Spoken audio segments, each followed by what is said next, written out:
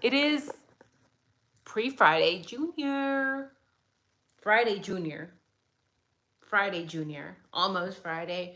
Friday Eve, as I like to say. Welcome, guys. We have a lot to talk about. And in this video, I want to thank Jules of All Trades. I'm a big fan. Please go watch her. Please support her channel. And I'm going to be talking about something she covered. So if you already watched this on her channel, you don't have to stick around. This is going to be very brief, but okay, we need to talk about it. We need to talk about this document. If you guys are following along on the IDAHO.gov website, order on defendant's motion in limine vague and undisclosed expert testimony.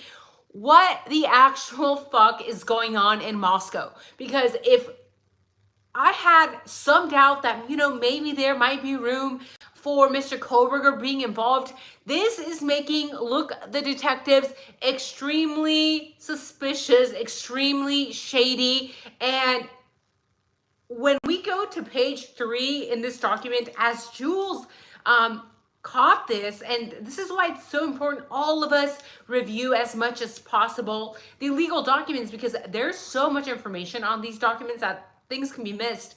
On the freaking footnote, they are admitting to not testing the mattresses, to not testing the bed frame. What the actual fuck? I'm sorry, if you don't like this language, but I don't know how else to describe this, because this is fucking disgusting. When we have detectives, when we have U.S. Marshals potentially involved in this case, we have FBI agents, those cowboys, I am almost positive that they were DEA agents. We have all these police officers involved, and we're supposed to believe that you have so many agents on this case, and you still willingly chose to not test the mattresses, to not test the bed frames, right? The document says, in this tiny little footnote on page 3, it says, for example, the disclosure discusses why the team focused on certain areas of the home as opposed to others, why they decided not to collect mattresses and bed frames, and why they swapped or applied amino black where they did. What? We are supposed to believe that this is normal detective work? We know that if you are entering a bedroom, if you put yourself in the shoes of the assailant, the odds of you touching that bed potentially, the odds of you touching that bed frame potentially while you're taking care of business are quite high. If anything, one would assume, and we don't have to be detectives to assume this, to know that this is basic math, 1 + 1 = 2. Yes, if an assailant enters a bedroom and unalives people in that bedroom, in that bed, and the bodies are then found on those mattresses, why in the world would you not test those? Unless, of course, you are not trying to find the actual assailant or assailants.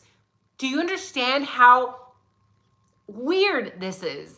Please tell me that you understand, because I don't understand why they wouldn't test for this. FBI agents up the ass, detectives up the ass, so many agencies involved in this, and you're gonna tell me that you're not going to test the most basic shit that you should be testing for in this entire fucking crime scene, okay?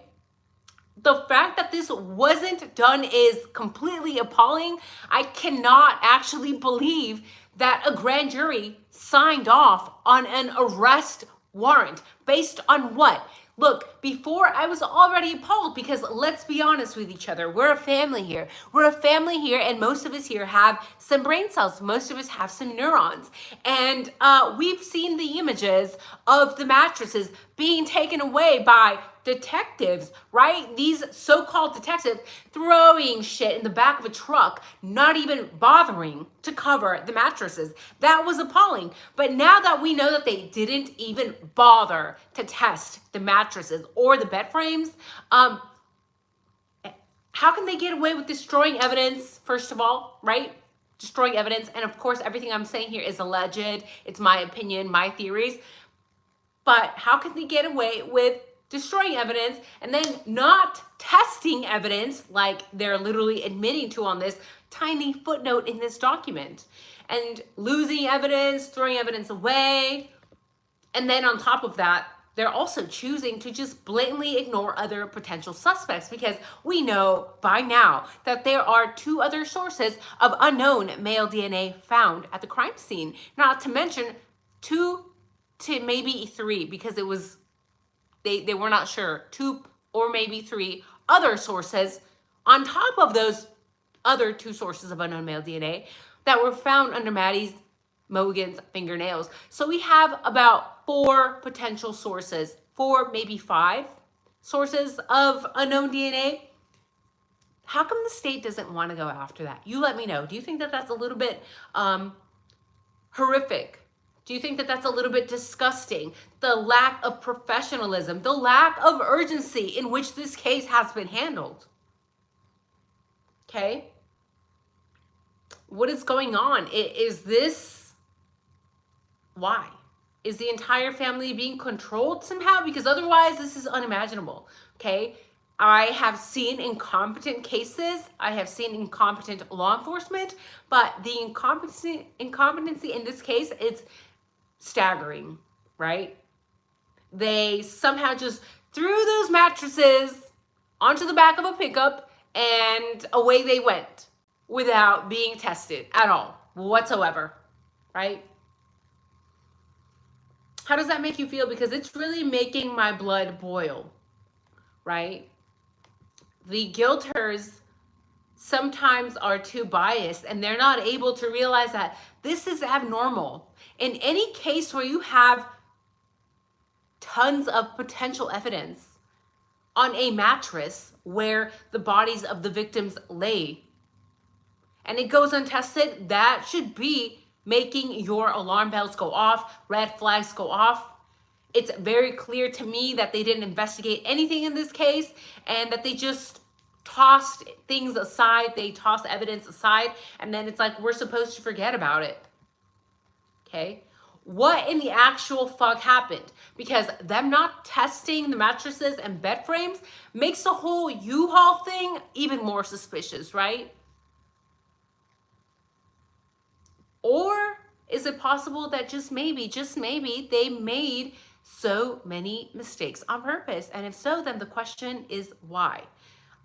I don't know how you feel. Please let me know in the chat. I'm going to be pulling the chat up. But if I was the victim's family, I would be completely outraged. Completely outraged.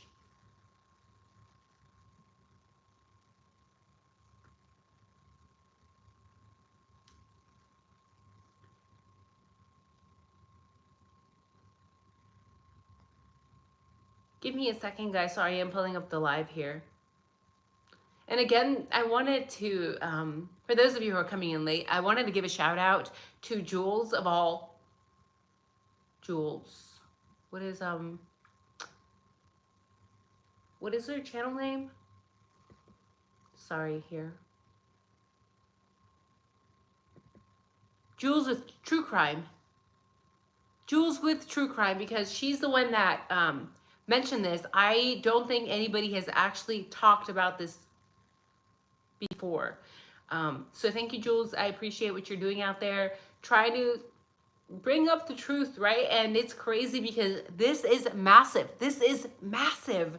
But of course, it's at the bottom of some random document in a tiny footnote. In a tiny fucking footnote. Almost like they don't want you to see it.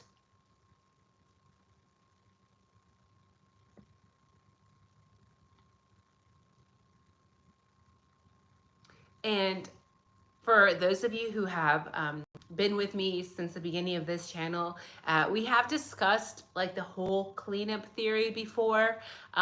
This just makes me know, like in my heart, in my, of course, opinion, that if they didn't even bother to test, they didn't even bother to test the most basic shit, bro. They didn't even bother to test the mattress or the bed frames.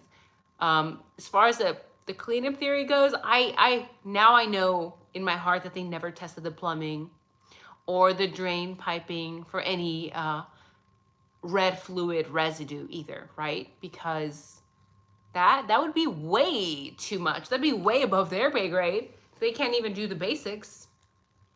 You know, I'm tired of the lies. I'm tired of the corruption. Okay, we want the truth and nothing but the truth. The truth doesn't change.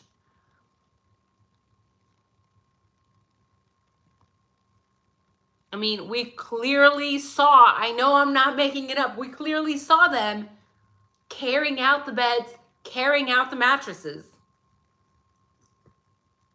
We saw the red fluid stains under the plastic covers. They were careless about it. We saw that as well. So their excuse for not testing the blood on the banister, do you guys remember the banister? When we asked questions back in the day about that, like, why didn't you guys test that red fluid on the banister? Oh, they said, oh, it's because it was too far away from the crime scene. But you didn't test the headboard and mattresses which were the actual crime scene. You didn't test the crime scene. If this was my loved one and I found out that this type of shoddy, fucked up, weird, children of the corn type shit investigation was conducted, I would be outraged beyond words can describe, okay? I would be, I'm turning colors. I'm literally turning colors right now, okay? And I'm doing this, guys, because I want actual justice for the victims. How is it possible? How is it possible that me and all of you have more fucking empathy for Xana and Kaylee and Maddie and Ethan than their own family members? Because we have seen how some of the family members have spoken recently to the news, and they appear to not want the truth out. Because otherwise, why aren't they talking about this shit while they are out there opening their big mouths while they are doing these interviews? They should be angry. They should be outraged. They should be like, what the actual fuck? Why wasn't the actual crime scene tested? But no, instead we see them come forward with their nerdy little glasses, looking cute, with his slick back hair. Did he get a new hairdo also? No, we see that, right? And we see him instead defending the roommates, which Dylan has changed her story how many fucking times already? Why are we giving her the benefit of the doubt? Still, okay? It's like, I'm starting to believe, like, was this even a real crime? Was this even a real crime? Like, can this actually be real? Can this level of corruption, can this level of incompetency actually be real? I don't know what to say except I'm speechless and I'm appalled.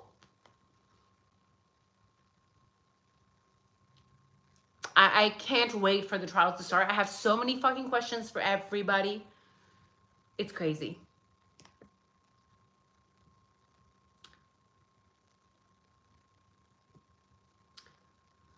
Hi, Hoppers. Hi, Big Plan Settle City. Hello, Molly. Hi, Mads. Mads says, I'm starting to think it's some cult shit. I have also covered the cult theory. Unfortunately, it's really not that far-fetched. Unfortunately. Like, once you start digging about that cult shit, like, it gets dark very quickly, right? Hello, Springwater Pixie. Welcome. Thank you. Thank you. Hello, Sherry. Hi, Lisa.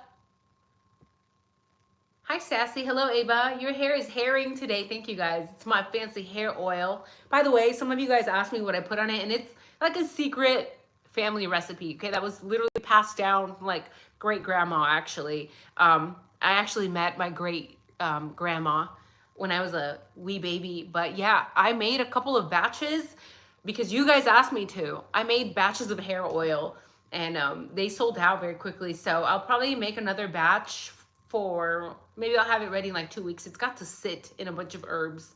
So let me know if you're interested on Instagram. Hello, Rex. Hi, Chelsea. Chelsea says, I think that is what leads us all to feeling it's a cover-up because a respectable investigation with a competent judge, it would have been thrown out. Exactly. And this is, I already doubted. You guys already know. I already doubted Judge Hippler because in previous cases, he is sided with corrupt cops. I've talked about that. Go watch that video. When you have a judge who sides with corrupt cops, red flag. Red flag. Because in my opinion, if you're a judge, you should be standing up for what's right. You should be standing up for what's ethical, what is lawful, what is moral on top of that. But he has failed to do that. And now on top of that, we have a judge who knows that all this shit is going on in the scene, behind the scenes, not only behind the scenes, but actually out in the open. Because what I just read to you about the mattresses and the bed frames not being tested is on a legal document, just like Jules pointed out. So he knows, and he still lacks any ethics, any morals. It makes me wonder. About his involvement in this case, right?